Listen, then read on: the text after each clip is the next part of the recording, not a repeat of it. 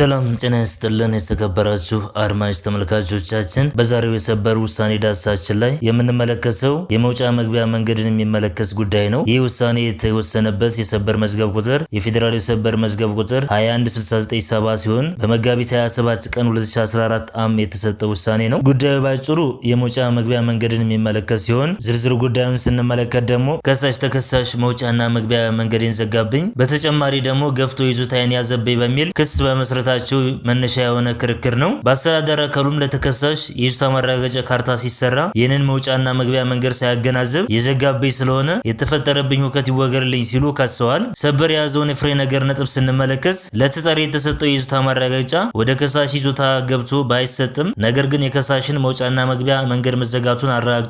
ሰበር ይህንን የፍሬ ነገር ነጥብ ከያዘ በኋላ የሰጠውን ትንታኔ ስንመለከት አንደኛ የፍትሐብሔር ሕግ ቁጥር 1227 በባለቤትነት መብት ላይ የተሰጡትን የመብት ወሰኖች የማይታለፉ ስለመሆናቸው የሚለው ድንጋጌ፣ ይህ ድንጋጌ ማሳየት የፈለገው ደግሞ የማይንቀሳቀስ ንብረትን የሚመለከቱ የተለያዩ ደንቦችን በሚመለከት ከአንቀጽ 1207 እስከ 1226 ያሉትን ባለቤትነትን የሚያስገኘው መብት የሚመለከቱ ድንጋጌዎች ናቸው። ሁለተኛ መውጫ መግቢያ የማግኘት መብትን በተመለከተ አንድ የማይንቀሳቀስ ንብረት ባለሀብት የንብረቱ ባለሀብት ከመሆኑ ጋር ተያይዞ በሕጉ ከተሰጡት መብቶች አንዱ መውጫ መግቢያ የማግኘት መብት አንዱ ነው። ስለሆነ አስተዳደር አካሉ ለተከሳሽ የይዞታ ማረጋገጫ ካርታ ሲሰራ ከሳሽ አስቀድመው በመውጫ መግቢያነት የሚጠቀሙበትን መንገድ ሳይዘጋ ማዘጋጀት ሲገባው ወይም ደግሞ ለከሳሽ ሌላ ተገቢ የሆነ መውጫ መግቢያ ያላቸው ወይም የተሰጣቸው መሆኑን ሳያረጋግጥ መተላለፊያን በመዝጋት የይዞታ ማረጋገጫ ካርታ መስራቱ ተገቢ አይደለም ብሏል። የሰበር ውሳኔን ባጭሩ ስንመለከት የማይንቀሳቀስ ንብረት ባለቤት የሆነ ሰው መውጫና መግቢያ የማግኘት መብቱ የተጠበቀ ነው፣ ምንም እንኳን ተቃራኒ ወገን የይዞታ ማረጋገጫ ካርታ ቢኖረውም